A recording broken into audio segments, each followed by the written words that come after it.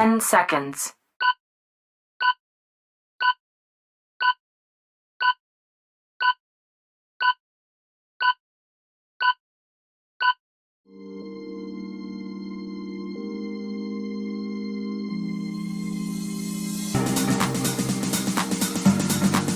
Hi everybody, welcome to the show. Hotties in VR. This is our fourth episode. This is how I have to do fours now. I'm here with my besties. We've got Serendipity and we've got Soleil. Finally, I miss you, sweetie. You've been away. So, Serendipity, tell everybody how you've been. How I've been okay. Just having a little bit of trouble with the shorter days and the colder weather. But I'm glad to be here with you guys right now. I look forward to this. I really do. And did you know, Sarah, that we can change the weather in here? We can make it whatever we want it to be. You're right. I love this. I love that about VR. Yes. It can be sunny every day Yes. in VR. Yes. Mhm. I'm good. I just moved to a new place and I've just been going through a lot of transitions.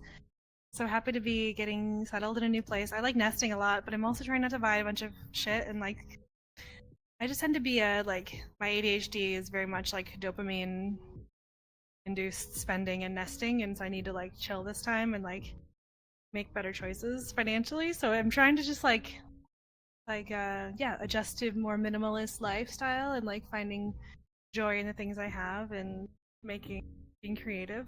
So yeah, new ways of being in myself and my body. Definitely, that helps. For sure. Think of it this way. They say that an interior that is very cluttered, it clutters your mind. So if you have a very minimalistic interior, it's actually economical and it's good for the mind. So it's, a plus. Totally. I'm going to reframe that. That's helpful for me. I have a lot of beautiful plants and I'm happy to have my plants still. So those are nice grounding tools for me. I just want a couple of comfy chairs or a sofa bed for guests to come over. Right now, I pretty much do everything on my bed. Like, I sit on my bed, I eat on my bed, I like sleep on my bed. I don't really have any other like furniture. Oh, Basically, your bed is your kingdom. Yes, I Yeah, do my that bed sometimes. is it. Yeah, and the cats and the dog are on there too. So it's just like this, like it's like a floating island of like chaos in the midst of Yeah. empty house. That's right. You probably played lava when you were a kid. You remember that when you pretend that there's lava, you had to walk between Totally. the furniture. You just Oh, joined yeah. the safety island. Yes. I like Talking this. Yeah, I'm just about playing safety lava every islands day. and exactly. And we're gonna be this episode, we're gonna start with a little tutorial on how to do a cuddle puddle. So we kind of started already. This is a way of doing cuddle puddles. Where you get close together with your mates, your friends, your besties, and then you just cuddle each other and then you just go to sleep. Yeah. But we won't go to sleep right now. We're going to keep talking to you guys. Oh. We're going to have a little chat. And then at the end of the show, we will have a nice cuddle puddle and then we'll go to sleep. And you can now all guys, sort of watch us how it's done. And maybe one day you can join us in the perfect cuddle puddle. Yay! That would be nice. Definitely. I think it's very important, the subject of cuddle puddles is not just a little sort of fun thing that you do or a fetish or anything like that. I mean, it can be if you wanted to look at it that way, but it also serves to sort of fulfill an emotional need that we have as humans to have, someone close. And also, back to the cave times when we were, we had to be more careful regarding predators because we didn't have doors on the caves. So there was always one person that would stay awake. This is what I've been told. I don't know if it's true. I mean, you have to correct me if I'm wrong. But then when everybody's asleep, we all slept together for safety, safety in numbers. And So warm that's why probably, we too, like body find heat. exactly Oh, yeah. for body heat and for safety, because it does make you feel safe. That's the reason, like a lot of people that come into play into VR for the very first time and they go to these sleep worlds, they're like, what if EF or what? Yeah, well, anyway, you know what I'm trying to say. I'm trying not to swear. It's going on here, that everybody's asleep and you're in VR. It just doesn't make sense to them. Once you've been playing the game for a little bit and you realize that you can actually sense someone's presence, even if they're not really there in your room, but because in here in VR, you feel their essence. When you go to those sleep worlds and you fall asleep, you feel like you're not alone. Because I'll try going to a sleep world by myself. I think, it's the music, it's the decor. It just doesn't feel the same. I just feel like I keep waking up. But if I'm in a sleep world and I hear other people snoring or some people might be playing music gently, I feel safe and I have the best sleep. So that's my little tidbit for the day. Love that. You can That's sleep with a sweet. headset on. I feel like I couldn't sleep with a headset on. Well, it depends on the headset that you have, depends the equipment and all that sort of stuff. I know that the one with the elastic band, I don't know if that's the one you've got. It's got these two buckles on the back and they can get quite uncomfortable. Some people have the very fancy headsets. I just have a Quest with a bubble strap. So it's a little easier, but I have to say, usually when I sleep, and this is my own personal experience, when I sleep in VR, it's not a sort of like a complete sleep like for the whole night. Because I usually come here and I'm dancing and I'm doing a lot of activity, I get very hyper. My senses get overwhelmed. So if I end up just taking my headset and trying to go to bed, I can't. Yes. Yeah. So it's like a timeout. Sort of go there and sort of unwind all the excitement of the day. And I do kind of snooze a little bit. I have like maybe a half an hour. So that's why it's okay, because I do move around a lot in real life. I'm like a roast chicken, always turning around, and all the blankets are tangled. Yeah, fortunately, my headset doesn't have a cable. Otherwise, it doesn't have a cable, unfortunately. Fortunately, otherwise I would strangle myself to death. But yeah, It's funny. I've only slept in Have VR you once, tried? and that was in the Trip app. I've never tried in VR chat. I want to, though. I'm going to try someday. Yeah. Yeah, Is this a good you lead in can. into the talking about cuddles in general in VR? Is this do you want to Yes, jump into the whys? I wonder if it helps to talk about like yes. maybe the contrast, because I've been to cuddle parties in real life where like someone's facilitating like really safe, conscious cuddling and touching, and one of the things that I noticed in that space is that people, they really set the boundary that this is a non-sexual space. Like this is the purpose of this is not erotic touching. It's nothing that's, they're very clear boundaries around like what is being touched and how. Do you set some of those boundaries in VR too when you begin cuddling with people? Kind of isn't like an unspoken rule. A lot of people, I mean, I'm myself included, you have friends that are, you call them cuddle buddies. They have an assigned role. You only meet because you want to cuddle in VR to go to sleep or to relax, and it's non-sexual. It's not like a friend with benefits or anything like that at all. So definitely, yes, there's like an unspoken rule. Some people might choose to have their friend with benefits be a cuddle buddy as well. The lines can be blurred in that respect.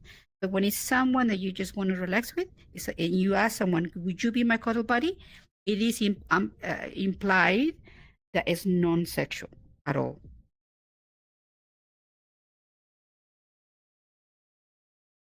So, Thanks for where did you sharing. first learn about the concept of a cuddle puddle? In a sleep world, yeah. In my very okay. first time when I visited one of these, I was just amazed and like curious about the whole thing because I love to observe humans. That's my passion. I like my hobby. Like I'm the David Attenborough, but for my little animals are you humans. So I like to sit in a corner and pretend that I'm not there and observe. So it really got me very, very curious. But I found myself, the more I tended to go to this space to supposedly observe, I started going to like, maybe I can give it a try and see what it's about. And I found myself a very, very nice cuddle buddy that was very respectful. He never really spoke to me if I didn't want to. It would be just a sign because you try to be quiet. And so, can I sit with you? And he was like, yeah, come here. And he made me feel so safe. Eventually, we became very, very good friends. He's like my oldest friend here in VR. But that's how I discovered it, by accident, and it was a very nice experience.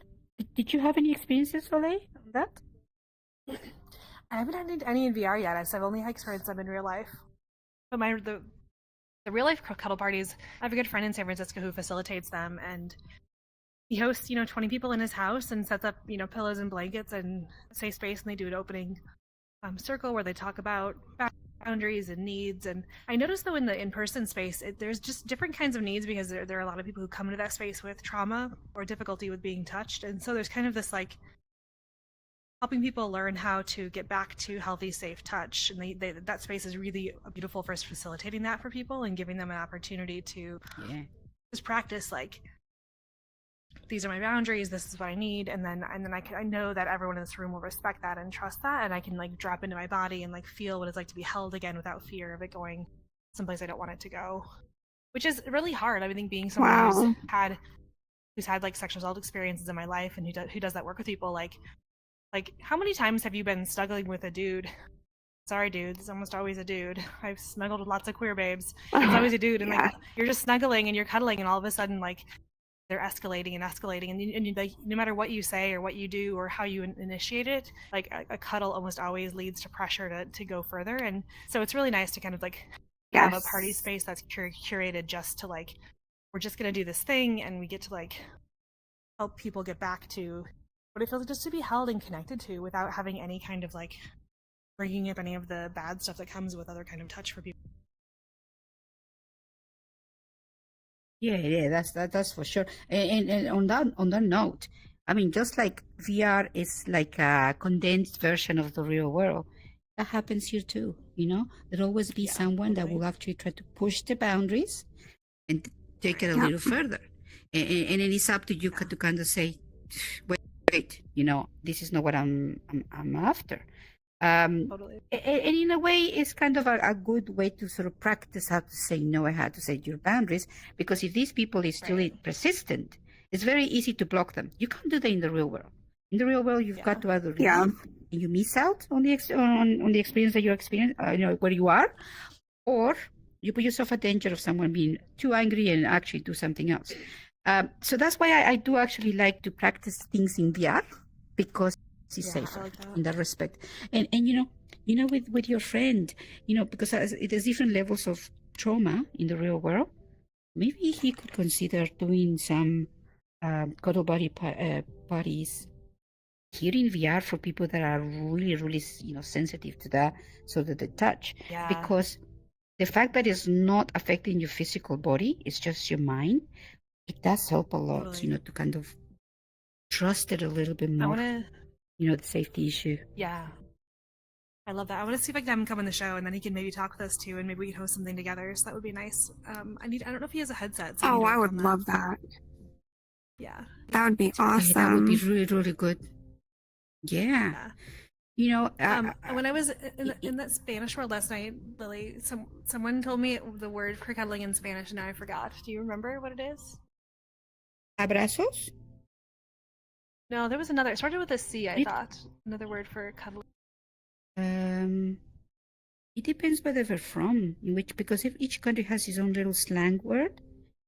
Sin was talking about a world with No, I'm a not group sure. of these girls that cuddle with each other. The group's name was like the Cuddle Girls, and I'm trying to remember what the name word was. Anyway, it was cute. Oh, that sounds really, really good. Maybe we should have them on the show and talk to them, see what they do. Yeah. It's kind of relevant to that. Yeah. Yeah, definitely. Totally. Yeah, and you and I can translate if they speak Spanish. Yeah. Definitely, we're gonna have to do that. Embrazos. That's another thing that. Abrazos. Abrazos is. It was kind another of word, but I like abrazos. Mm-hmm. Abrazos, yeah. Abrazos. Cariños. Cariños is like, when you're Cariños, like, that's what it was. I'm doing. Cariños. That's the Cariños word, is cariños. almost. It's not like a cuddle. A cariño is like when I touch you very affectionately. So it doesn't always have to be a hug. It can be just touching your face, Like a caress. or it could be just patting your head. A caress. Claro. That's the word. That's the actual translation. It's a caress, a gentle one, not a sexual one. Cariños.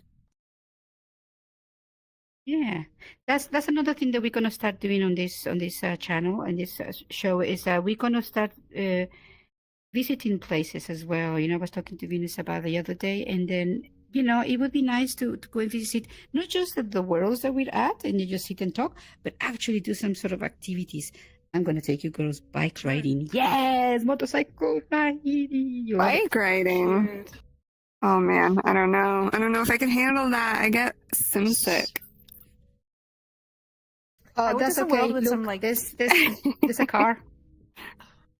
Yeah, I went to a world where we rode in a car. That was kind of fun. You get to like drive around in the car. Yeah. I mean, I'll go on the bike, and if you girls don't feel safe on a bike, there's a car that fits 4 people, and it's a crazy car. It's very funny. It's really there's also a really, really fast one as well. It looks like a rocket. So, but that one is crazy. Yeah, it's a fun world. It's a questy world too. So yay, we can have fun there. So we'll Nice, perfect. Stay tuned. Speaking of like asking for consent and touching and things, yesterday when I was exploring world, I wanted to just find somebody to flirt with and like talk to, and I just popped into just a random public instance in the B Club, and I didn't know it was some themed party or event or something. It was a public instance, but immediately when I walked in, these 2 men pretended they were police officers and told me that I was like going to be searched and like needed to be like taken in, and I was like, what is this? Like it was really strange that like these 2 strangers just approached me right away and like started like it must have been some kind of like group role play. But I was thinking about how like there's times in VR, even if there's a public instance, there's times where like you may not know what you're walking into, and like it can feel violating because like I don't like anything that's cop related. Like I'm sorry, I'm an ACAB all the way. So I'm very like anti-police and like pro abolition of the police state, and so I was like immediately like really triggered and was like, I'm gonna leave, and I just like tried to get out of there as quick as possible. But yeah, it's a strange like way that sometimes there's don't know what you're getting into in a world. Yes. That's the thing with public worlds. So we are gonna keep it a little bit more contained, for us. It still will be a private instance for us. But we will control our interactions. But talking about what you're just saying, you came across the Lolly Police. They are famous here in VR chat. They actually have their own world and everything, and they have volunteers. They dress like policemen. They have their licenses. They have all these forms. They have the police station, and it's a very, very famous group of people. It's like a club, and they go around public worlds, interacting with people and arresting them if they're doing something wrong or keeping the peace, kind of thing. It's very funny. I've got lots of pictures with them. I can take you to the police station there and visit it. Yeah. No, There's also I'm totally good. a group. There's another one that actually military people, they do like enactments of war things, like soldiers. I think they're the French legionnaires, I think, and they all have their proper uniforms and they have different ranks, and they go marching. They actually come in. You get like a group of 20 of them, and then marching in, and it's funny. It really is, but it's amazing. You can find your clan here in VR. You can be whoever you want to be. Yeah. Have you come across some that? warning? I wish there was more warning they would give you. Yeah, I mean, it's just they do it for fun. So if you just say, look, I'm uncomfortable with this, I'm sure they would, back off. They really are. They usually are just very nice people. They just like to do the pretend role play that they do in the real world. They like to bring it here as well. They have their meetings and all that sort of stuff. Yeah. I mean, there is also a club of bikers, people that do like motorcycles. They actually get together as well in a group. So yeah, all kinds of clubs. And if there's no one, you should start one and invite us. Promote it. Yes. What about you, Serendipity? What would you start? What sort of club would you like to have? Oh, gosh, I don't know. Well, you know what? The other day when I was in that dance world with you and I met that dancer friend of yours who was a part of the dark burlesque. I'm really interested in checking that out. I joined the server, the Discord server. I haven't been to any of the events yet, but I want to. I am a part of the Together with Trip community, which is all meditation based. There's guided meditations and all of the different social VR apps. And then every Saturday night they have a party get together. They have movie nights. They have all sorts of events like that. I don't think I would start my own though. I think I'm too much of a introvert homebody to start a club. Yeah, it does require a lot of admin and a lot of time, put into that and organizing. Oh yeah. People. What about you, Soleil? Where would you start?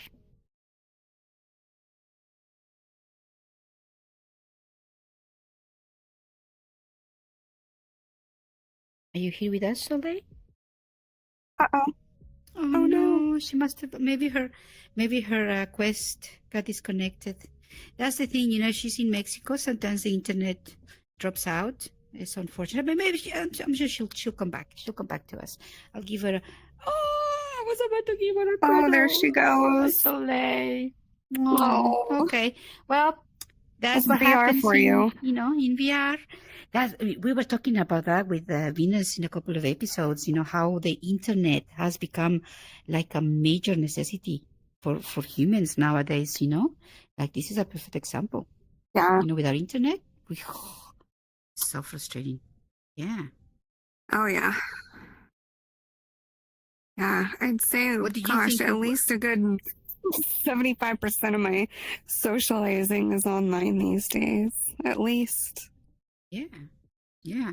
And beside the fact that we socialize online and we play games and all that other stuff as well, our daily lives, the banking, nowadays everything is Oh, related yeah. to being online, sending emails, receiving things like registrations, and here in Australia you can't get to talk to anybody anymore. Like you try to call any of the service providers of anything, utilities, whatever. Yep.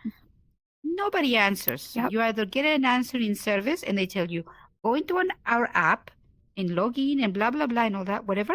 And you're like, but it means you have to do it through the internet. There was recently Yep. a big company here. It's one of the mobile phones providers.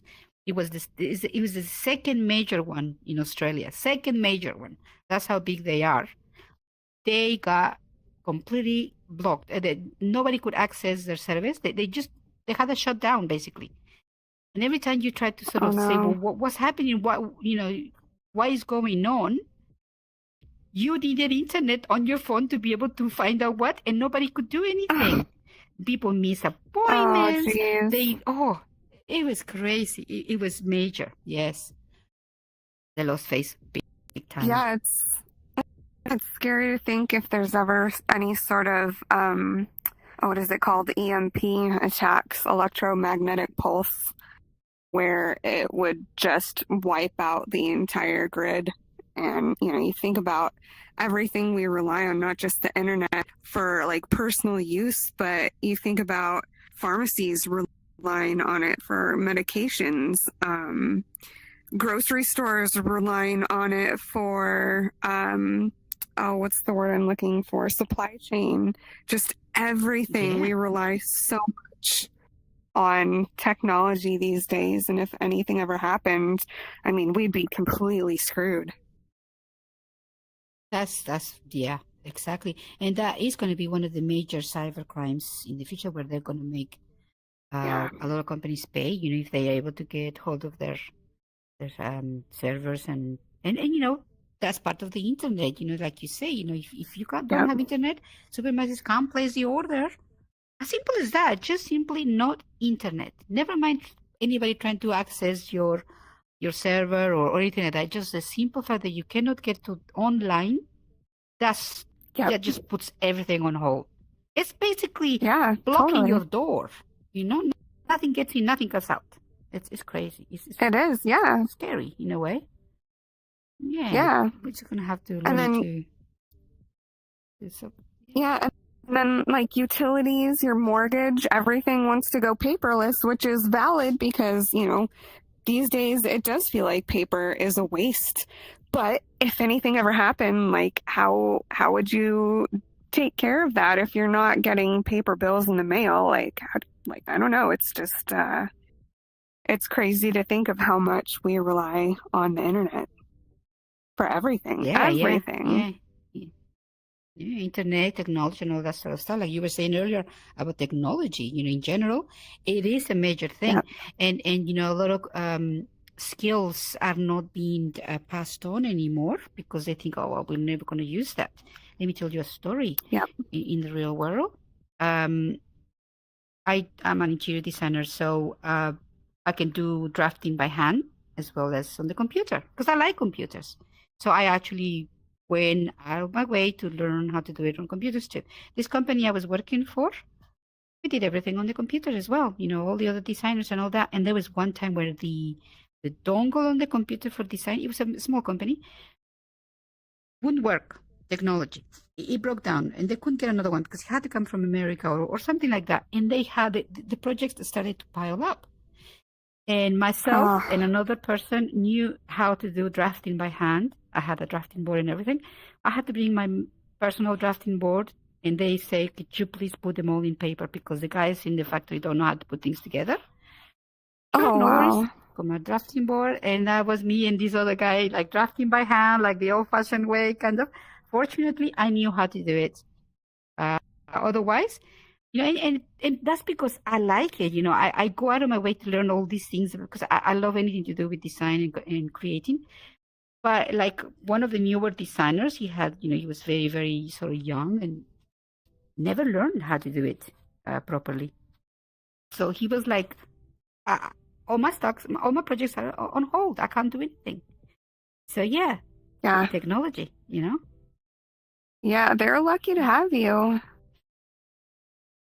Ah, but the other guy was there too. I mean, it was I wasn't essential, but it made me appreciate the skills that I did have. I was like my drafting board was more like a relic, a moment of like sort of a bit of like a souvenir in a way that I would use sometimes, just because I everything I do on computer anyway.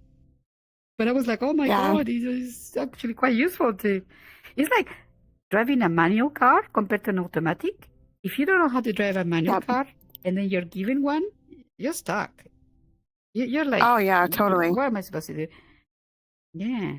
I mean, it's not going to be a problem now where all the cars go electric. That's not going to be an issue anymore. It's Yeah. like a manual car. So, no, sorry, like an automatic car. I'm sorry I'm talking so fast. And I'm talking a lot. I had sugar for breakfast, I'm afraid. So bear with me. Oh, you're good. You're good. Yeah, this whole Yes. subject just got me thinking of photography. Back when I was in high school and I was getting really into photography, we had a dark room, and that was before everything started turning digital. I mean, we had digital pictures back then still, but they were terrible quality, highly, highly pixelated. They just looked like garbage. But I learned how to develop film, and I learned how to process and make enlargements and stuff like that. And it's like pretty much gone these days. I mean, now there's like you can't just go and rent a dark room anymore. I don't think high schools have dark rooms. I don't even know if you could just go out and buy regular film for cameras anymore, because everything is just digital now. And it's sad. You like can. I miss the smell of the dark room. Can you? Yes, you can. Because, yeah, I know what you mean. My dad's a photographer, so he told me since I was a kid, we have our own dark room in the house. But I know that now it's a very niche thing for people to do it kind of as a hobby, but it's not for a business at all. It's because you like the craft of actually developing your own film and taking pictures the old-fashioned way kind of thing. Yeah, it's the same. I know what you mean. Yeah. I miss the dark room. That was my safe space in high school. That was my favorite thing about high school, was the dark room. Yeah. And it was exciting when you actually saw the image very, very slowly from a sort of blank piece of paper slowly start to come alive with the chemicals. Yeah. That was exciting. Yep. Yeah. And you never knew for sure how it was going to turn out. It was always a kind of like oh, I hope it works kind of thing. Yes. Yeah, exactly. Yeah, and the smells, like when you first would start, it smelled terrible, but once you started doing it regular, it was like a comforting sort of smell. Yes, for sure. I'm having a bit of technical difficulties because my Quest is about to die. I need to talk about technology. Yeah. Yeah, I hope I don't disappear too. I'm just gonna plug myself in. I'll be changed like a dog to the cable. Oh well, that's all right. Yes, I know what you mean. The smells, it takes a bit of time to get used to them for sure. But then, as you grow up, when you smell those smells, it brings back memories of your childhood kind of thing. And it's a very weird sort of, I do miss that part of the photography sort of process as well. It was fun. But at the same time, saying that, it's always good to appreciate how things were done in the past and appreciate the craft that was involved. But at the same time, it's not good to always say, "Oh, that was the best way to do it," and stick. I hear a lot of people say that. I know I've got a friend who's everything was better before, like back then, and I said to him, "You sound like an old man, And you don't even know old man yet, and you're always thinking, it's always like, oh, I was born in the wrong time, I wish I was born, blah blah blah." I'm like, dude, yeah, there was fantastic music then, and there was a lot of real cool stuff, but there's cool stuff now as well, very exciting stuff too. And when totally. photography came in digital, a lot of people started saying, "Oh, that's it. That's the end of photographers. They will never, AI will do everything." That's not true. That No, is not no, true. definitely not. You still require. In fact, now with digital photography, they do amazing stuff. Amazing stuff. There's a Oh, yeah. photographer from England.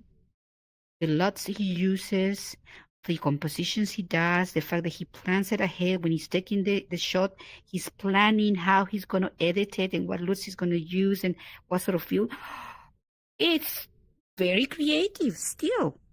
Yeah, for sure. Oh, yeah, totally. Yeah, I think pictures these days are better than ever. Like, I miss developing film and printing pictures, but I mean, the technology we have available today, just like the pictures are just mind blowing sometimes, and people are more creative than ever, I think. Oh, yes, I think so. I mean, if you want to be creative, you'll find a way. Yeah. Let me Yep. tell you, in Mexico, because we are categorized a third world country. So Mexico, within the third world countries, are we're pretty well off, but we still are third world country. Our citizens, our people, our culture is always think outside the square, always creativity, always seeing for example, the bread.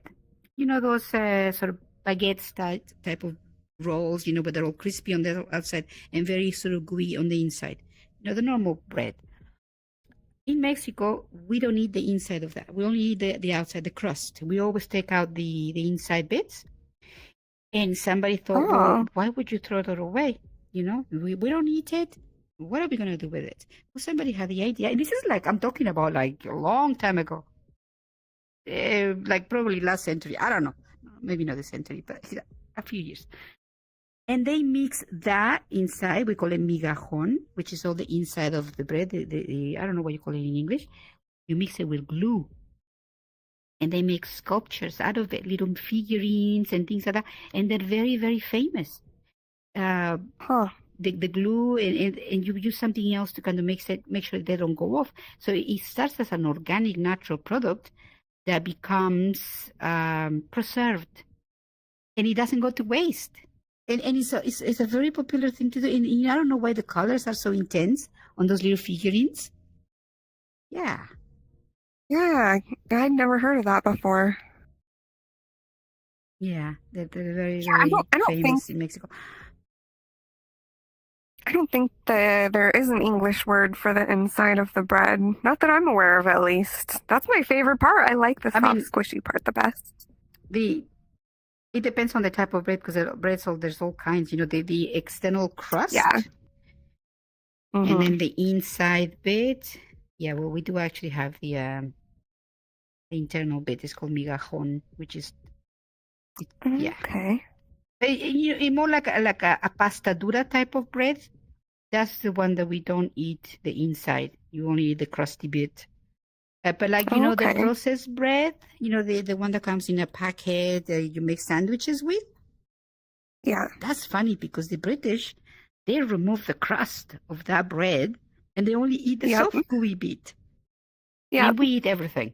When it comes to that type of bread, the sandwich, we eat the crust and as well as the inside, because it's that type of bread. It's a soft type of bread.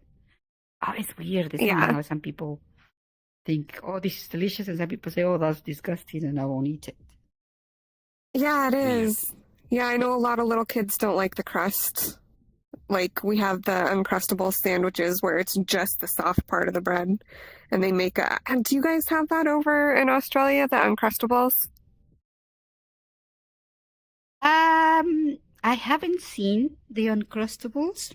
It makes sense, if people don't like to eat it. We have another one that is actually like a slice of bread, a normal slice of bread, for sandwiches, and they cut it in half again. And it's like slightly toasted on both sides to make sandwiches, and they call them, what do they call them? I'm very bad with names, but it's meant to be so you're eating only one slice of bread, but it feels like you're eating two, because then it's like a sandwich. Like Okay, yeah. Yeah. Yeah. I don't like it myself. I think, why. I like my bread chunky. When I go to the bakers, I always ask for them to cut it chunky. Yeah, I like French bread with that's really soft on the inside and really like crunchy but chewy on the outside, if that makes any sense. Yes, I like it too. And when you make it with like garlic bread and things like that, that's the bread that in Yeah. Mexico, if we're gonna make that with a sandwich type of like a torta, that's the bread that we take the bits out of the inside. Don't eat it. Yeah, Only okay, the okay, first yeah, yeah. bits. Yeah. Oh, Goddess Silly is Oh. back. Oh, is she back?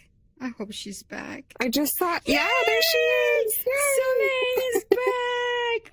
We missed you. Sorry, friends. Give me your cuddles. My No worries. headset just dies randomly. It's a problem I have. So hopefully it stays charged for a I little bit. know. Oh, we miss you, sweetie. I'm glad you came back. That's good. Thanks. We got really into talking about technology and internet, and then we went into photography, and somehow we ended up talking about bread. Can you imagine? Yeah. I don't like know this how is we a went good from photography to transition. bread. I do have a deep love for breads, so I appreciate this. Yes. Oh, you would know. You're in Mexico. You would know migajon. You know what migajon is? I don't. Tell me. The inside of the bread, when you've got like a bolillo, which is those kind of, it look like French bread, but they're like little Yeah. individual rolls, and they're crusty on the outside, and then the inside is gooey, like soft. That's the bit we don't Right. eat, isn't it? Have you noticed that? You guys don't eat that in Mexico? No. You need to come this way. because the Interesting. I have camera never is noticed that. Right on your butt. You don't want to see my butt, everyone? I'm sorry. I thought I could make up for being gone by just mooning you all. This is your gift to make up for my departure. I'm sure everybody will love to Okay. see your butt. It's a very sexy butt. Yeah. Ugh, I was so well positioned too. Sorry, friends. Don't ever make me move again. There you are. Can't There even you are. handle- Can't even handle it. You're fine. Okay. You're fine. You just want to be in my lap. Admit it. Admit it. I really do. Yeah. That's I mean, what it do. is. Oh, we are in the Cuddle Puddle episode, so we need to be cuddling. Yes, this is exactly how it is. However you feel comfortable. Like if I'm not Right. sleepy, but I just want to chill, I might be sitting this way. Maybe Soleil wants to Okay. actually sleep, so she sort of lies down, and then I just give her a cuddle, make sure she's safe. And serendipity, she might be in the situation where she's new to the whole thing, and she's just like, okay, let me just observe the situation. Yeah. She'll be just sort of watching. I've only here? ever been in a cuddle puddle once. And it was at a rave about 20 years ago, and Yeah? some guy Did you tried to like feel it? me up. And Ah. no. That's the worst. No, my husband Yeah. actually had his head in my lap. Well, he's my boyfriend at the time. And so he immediately saw this guy grab my breast and smacked his hand away. And it was really uncomfortable. And that was my first and last experience in a cuddle puddle. It's That's much better what if you start with happens, friends, you like know? people you already know that you can kind of set those boundaries with. Yeah. Like, I have some of my best cuddle puddles with people I already really connected with, and I'm just like, we're all at a party and connecting and playing, and yeah. That sounds nice. That And you know- sounds like something I would enjoy. Yeah. That's it. You can, how in here nowadays they have the group things that you can join, for people that have the same interests. There are lots of cuddle party groups, people that just like to cuddle in VR. So when they open an Nice. instance, that people there, they all know each other. So if you have a problem with any of them, you just go to the guy who created the group and say, hey, this dude is filling me up. He'll get kicked out. So, you've got to Nice. abide by the rules. Yeah, definitely. So I think we should get your friend to Better. come in and do something here in VR. Yeah. That would be really useful. Yeah. Yeah, I'm gonna work on that. And if you don't have a VR headset, you're not sure whether this is for you or not, because if in case anybody's watching this and you're curious about VR, you can come in just a desktop to start with on your computer. You still get an avatar, you still get to witness these things, talk to people, and then if you do actually like it, then you can get a headset because at least you know what you're coming into. I've got a lot of friends that have done that. They started like that.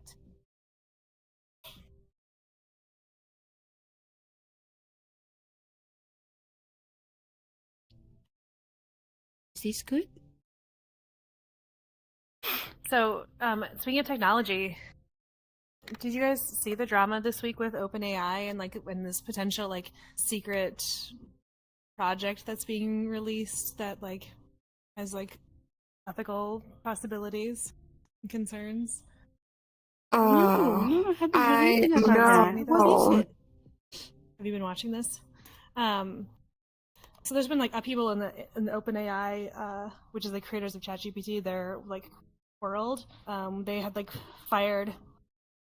Well, I don't know if it was fired, but Sam Altman, the creator, stepped down, and then the second in command left. And then but now he's back, and there was a letter leaked from former employees that basically say that there's some really sketchy unethical AI projects and behavior that's happening in the company. And they cite this new project that is supposedly moving towards an artificial general intelligence system that has some really potential scary implications for it. But there's still so much speculation around it. No one's really saying what it is. So it's an interesting everyone's a little worried about what it means right now, but that there's some potential new technology that's coming out that's pretty sketchy. Q Star is the name of the project. Yeah. But I think it's interesting that maybe that's why the aliens are here. Right. But it's interesting to me that the leader leaves. Then these former employees leak this letter of all these the whole it's a list of 20 problematic behaviors of the company from the owner and then from the creator and this other guy. And then there's conflict in the board, and then they're suddenly back, and now there's this secret project. It just is very much right from some sci-fi fucking movie about watching my swears. It does feel like a very sci-fi thing that I continue to feel with technology that we're always stuck in this place that the people with the most money are still making all of these decisions, and they don't actually know what's best for most of the humans, because most of the world is not the 1%, and so the 1% has no clue what we actually want or need and what would be good for us, and yet they're making all of the decisions with all the power and money. Or maybe they just don't care. It's scary to think and about. They're just thinking of themselves. Whatever it is. Yeah, I definitely don't think it works for them. Yeah. I think about their view of technology is going to be better for mankind, and it's you don't actually know mankind. You don't. When was the last time you talked to people? I went to their office once, actually, in San Francisco. OpenAI's office is in downtown San Francisco, and there was 30 different. I counted 30 houseless camps on the street that OpenAI the building is on. So. Literally, they're one of the richest companies in the world right now, and they couldn't house the 30 people that live on their exact street. Outside of their building, there's these homeless encampments, like people living outside of their building. Yeah. We're just little sheep, or this very few percentage of humans, and that's how school was invented. I believe. I'm sometimes get names mixed up. But I believe one of the people that were involved, the big Rockefellers and Ford, the guy that started the Ford company, the cars, they wanted to create workers, so that's why created school the way it's done now, where you have to start at a certain time, you have a lunch at a certain time with everybody, and then you start again, and you finish all together. That's to indoctrinate children to get used to doing the same thing with everybody else. Create little robots. Assimilation for capitalism. Yeah, assimilate to be good production workers in capitalism, for sure. Exactly. Yes. Do you know that the word robot actually means worker? Yeah. Well, then this week, I did not know that. Bill Gates made the statement about how he thinks that we could go down to a 3-day-a-week work week, and the robots could take over the jobs that we shouldn't be doing, like like menial labor, and robots could do all that labor, and we could go down to a 3-day work week with still a living wage. And I was like, companies will never do that. Like that you're trying to No. that's basically a socialist change. Companies would still pay us well to survive, and with only working 3 days a week, there's no ethos in our current corporate structure that follows that. So you're not going to suddenly change the entire corporate culture just because we have robots now. If anything, it's going to be, oh, you're all homeless because now you don't have jobs. Fuck you. Yeah, but Yep. yeah, talking about that, that's a very interesting subject that we should really touch in the next episode as well. But my opinion on that, and this is obviously just my point of view, the way I think it works, and I know that some people do actually see it that way. It's just that the majority of industry don't quite understand it.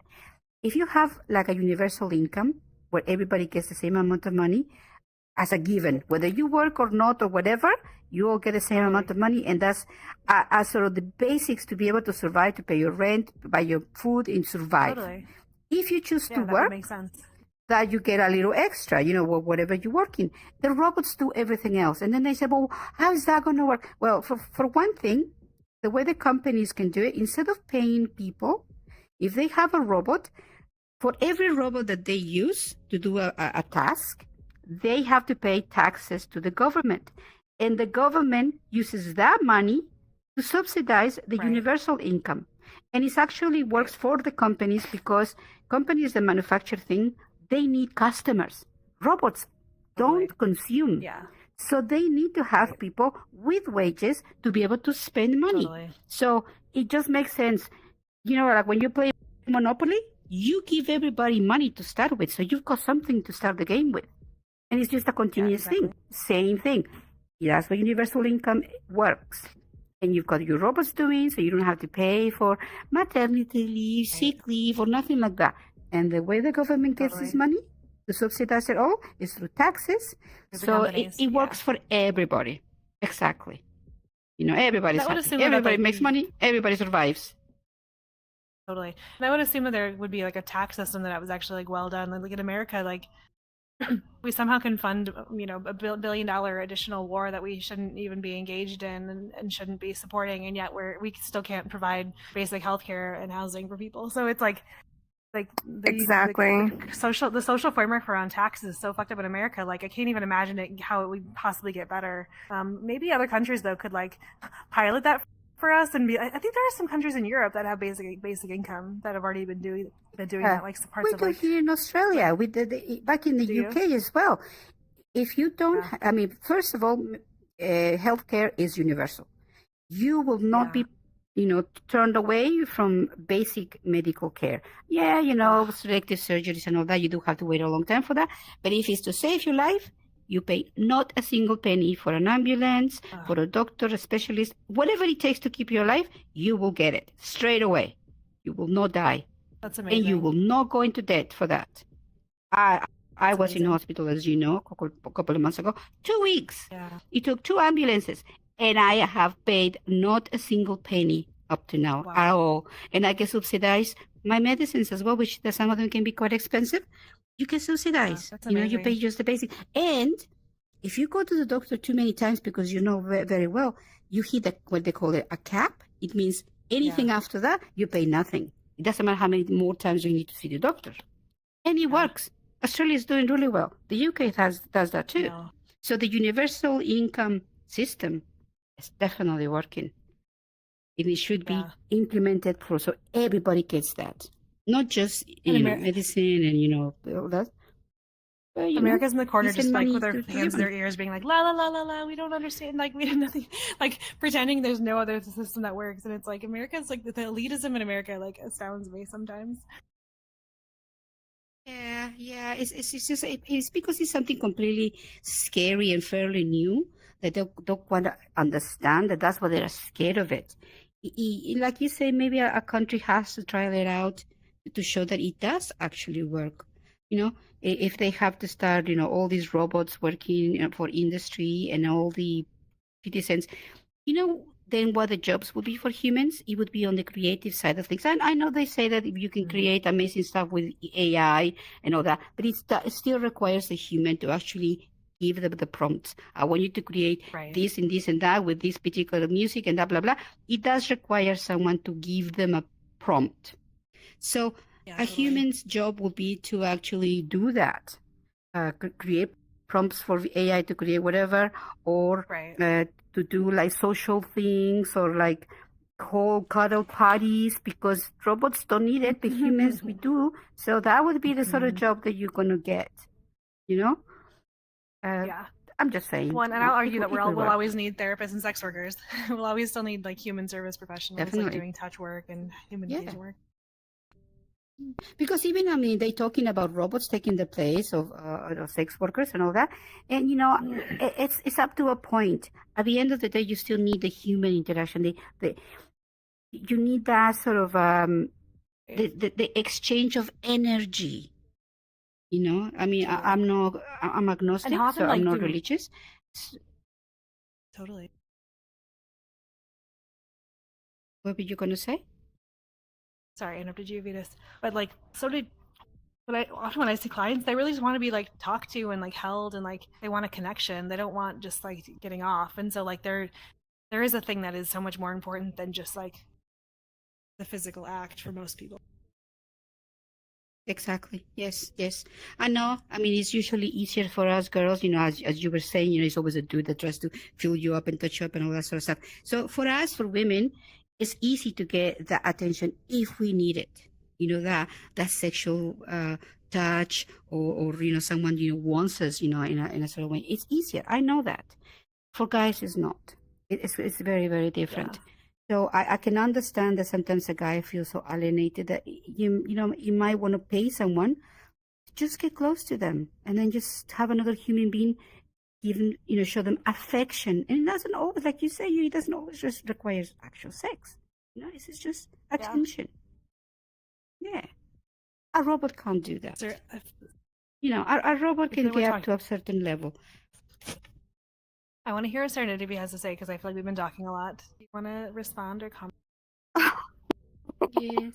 Sorry. Oh, The sugar rush. No, that's okay. I'm just taking it all in right now. Gosh, I don't know. I don't know what to add to this conversation, and I think it's because, you know, I've been married now for 14 years. I've been with my husband for 17 plus years. And, you know, even before I started seeing my husband, I was only very briefly single. So I don't know. I think it's kind of different because I've been monogamous for so long. But even just like robot No, conversation, is there no. some stress in your family about that? No.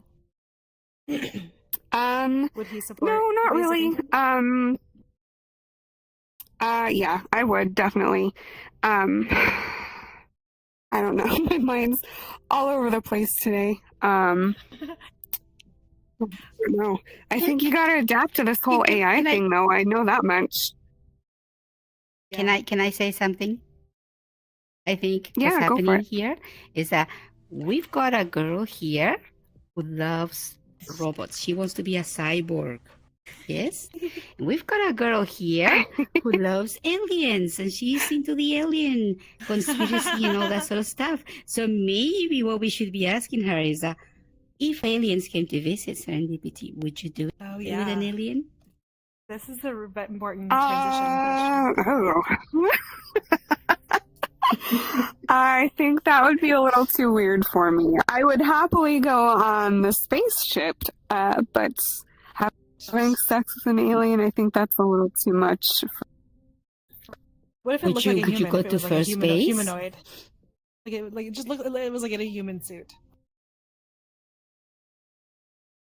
I'm sorry, my headset is spazzing out right now and everything's jumping around, and I couldn't hear what you just said. It was really choppy. What if the alien was? Is that What if the you? alien was a humanoid? What if it was like in a human suit? Oh, well, yeah, I could do that. Oh gosh, that just reminded me of this documentary I saw called Love and Saucers.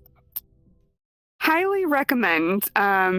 So it's about this guy who was visited by aliens starting in his childhood, and he ended up losing his virginity to one of the alien women, and he went on to have numerous children with her, and he's like an artist, and he painted all of these scenes, and it's a really, really interesting documentary. I highly recommend it.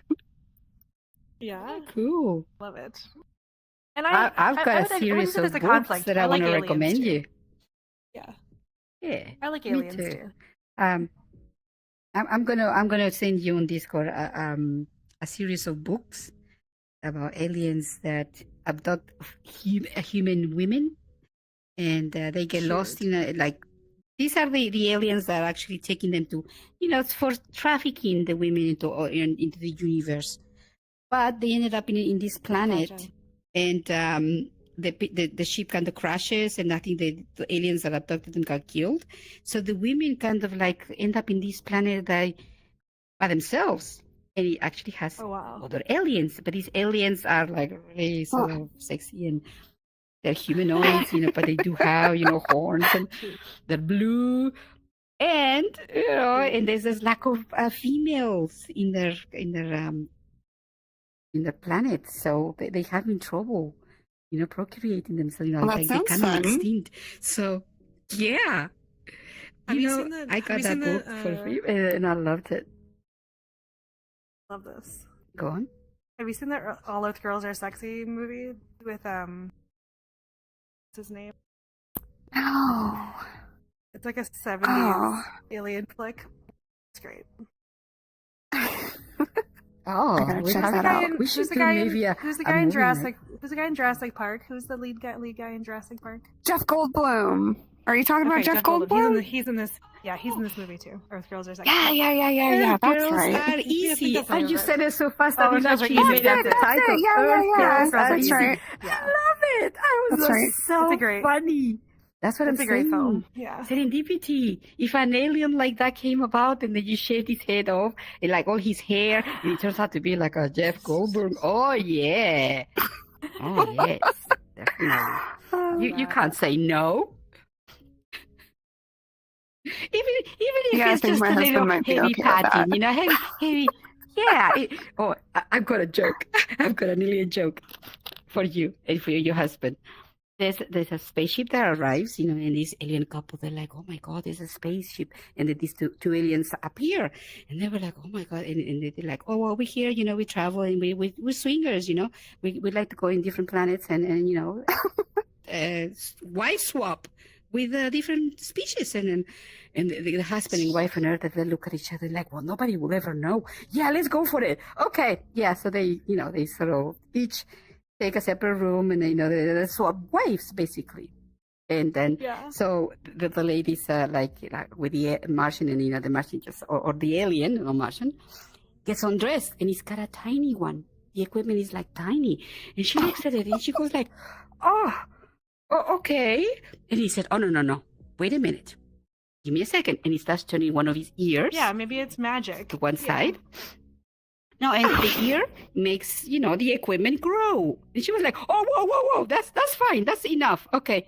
But it's like really thin, She goes, oh, but he's like, don't worry. Wait, there's more. And he starts turning the other ear around, and it starts to get sort of broader, thicker. The girth starts to get like, and she's like, oh, whoa, that's plenty. That's fine. And she has a fantastic time with this alien, So the very next day, they like the leave and the bye, it was great, or whatever. And then the husband and wife, they sitting, having coffee, in dressing gowns, having showered and everything. Like, well, how was it for you? And she was like, oh, it was amazing. It was really, really good. I'm like, thank you for letting us, have this experience, my darling. It was amazing.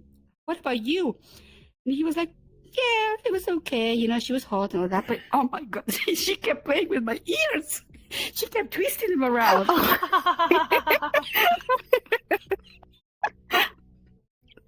She's like, why isn't it changing? Come on.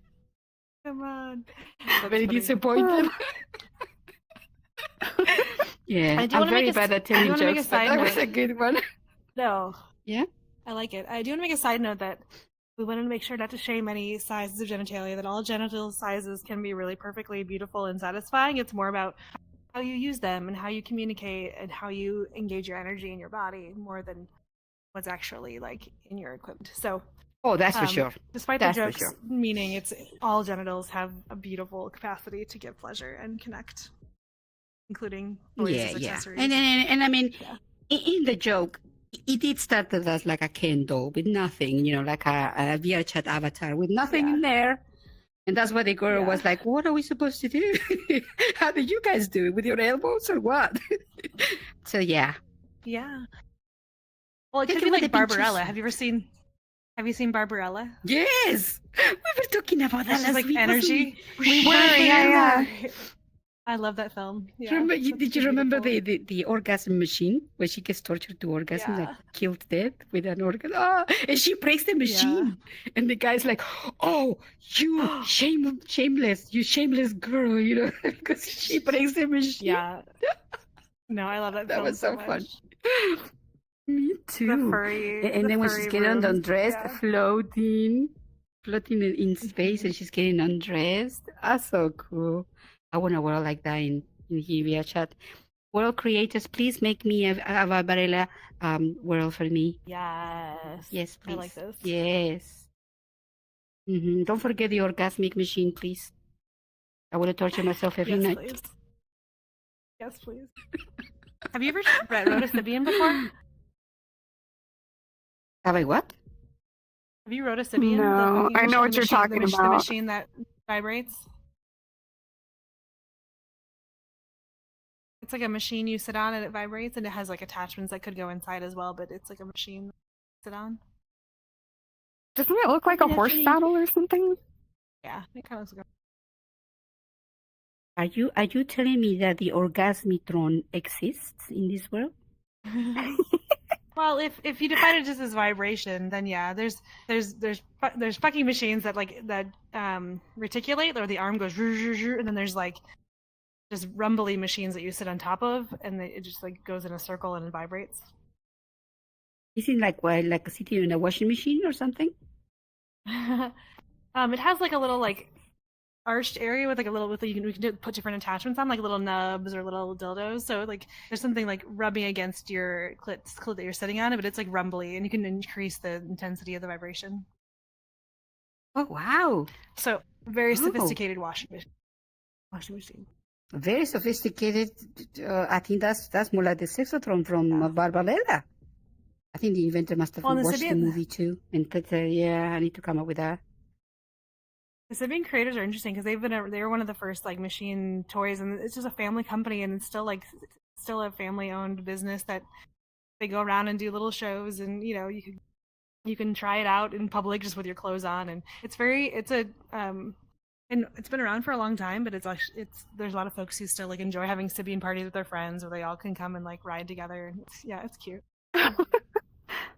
Yeah, because orgasms does give you, this is the best way to achieve a perfect how you say that, endorphin rush, Totally. It's natural. Yeah, it's better than getting drunk at a party. Like I'd much rather have orgasms than get drunk. Yeah, healthier for you too. Totally. No hangover the next reason, day. of course. You just leave feeling good. Yeah. As long as you drink plenty of water and you have little breaks in between orgasms, you should be fine. It is interesting that our culture shames that so much. Like a sexuality geared party is like so bad, but like you can go to any party and any night of the week anywhere and like get really drunk, and it seems it's just culturally fine. It's, especially in America, Yes. like it's such a messed up dynamic that we've like shamed sex but normalize other really harmful behaviors. Yeah, totally. Especially because alcohol sometimes can affect people differently. Some people become differently drunk, which is fine, but some people become very aggressive. So Totally. yeah, I don't think Or really, an orgasm makes anybody aggressive. No, yeah, there's really no negative consequences to it. Maybe like some Definitely relationship not. stress if your partner's like, oh, you're finally coming and I've never seen you come. Like that's maybe the only like downside of an orgasm party. I guess, yeah, but that's again lack of communication and Yeah, that's a learning relationship and, problem. and removing the stigma over that. Yeah, and the only issue that I would see like a bit of a drawback is that if you've got too many at the same time, you could eventually become dizzy and hurt yourself. in the fall. But yeah, I if mean, you're you in want to a bed, use some it doesn't caution. matter. Yes.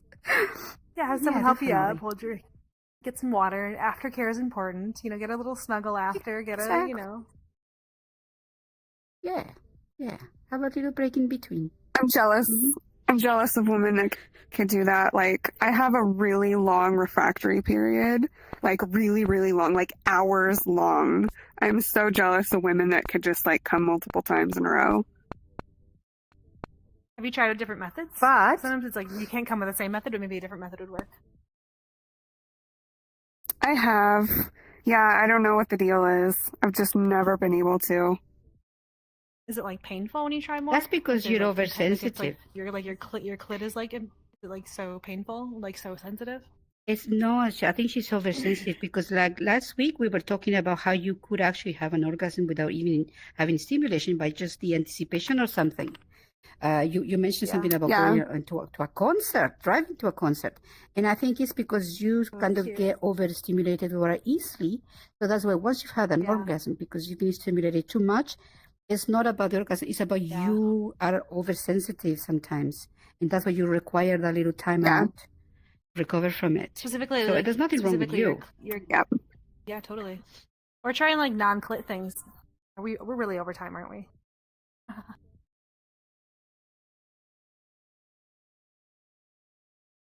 Symbian. Sibian. It's a Sibian. Our producer just said that Sean in our chat. Hi, Sean. Thanks for welcome and thanks for joining us. He's saying that it's a Symbian. What is that? What is the machine? The machine's a Sibian. The machine's called a Sibian. Oh, I see. Oh, we've got someone that That's knows. the name of the company. You know what you're talking about. Yeah. Nice. Totally. Thank you for that, Sean. Thanks for contributing. Our producer is keeping us right. Is it like because is it that your clit is really sensitive, or is it that everything just is too sensitive? Is it like does it feel like it's specifically like clit intensity is too much? Yeah, it's that. I've never been able to finish it. Well, I was going to say any other way except mentally. Yeah, because maybe there could also be like some booties are nice for if your clit gets too sensitive, doing booty play or doing like energy sex where you're just moving like breathing and moving energy, or you're not having your genitals touched at all, and it's just like fantasy and energy. It'd be nice like alternatives too. Or booties. Yeah. Like they call it, is it like foreplay kind of? Or G-spot. Maybe foreplay is enough for you. Clit stim. You can do G-spot or like even like cervical orgasms are a thing where people are like having stimulated their cervix. So lots of variations. Oh, interesting. I've never heard of that one before. Huh. Yeah. And just like outlaw your clit. Like don't touch my clit, but you doing other things can be fun to like try it and see. I get like that. I get to the point that if I do reach an orgasm, I want whatever is happening to stop immediately because then it becomes uncomfortable. Yeah. So once I've reached, it is like, keep away, give me space, give me time. And I always say, like, I've got the tingles. I'm done. Let me deal with the tingles first because I do get that, Yeah. It's like I keep having the mini little orgasms after one. So, yeah. Totally. It's good to like, let the energy flow and like release fully for sure. I do think we're over time too. Are we? Yeah, we are. The conversation Totally. has been so good that we are. I'm really glad I got to chat. Well, it's been absolutely amazing. Definitely. Thank you, people, for joining us. Everybody that's watching and commenting, thank you so much. And we'll see you next week. Thank you. Bye. Bye, guys. Thank you. Cyborg Dreams with a Z. Thanks, friends. Really big.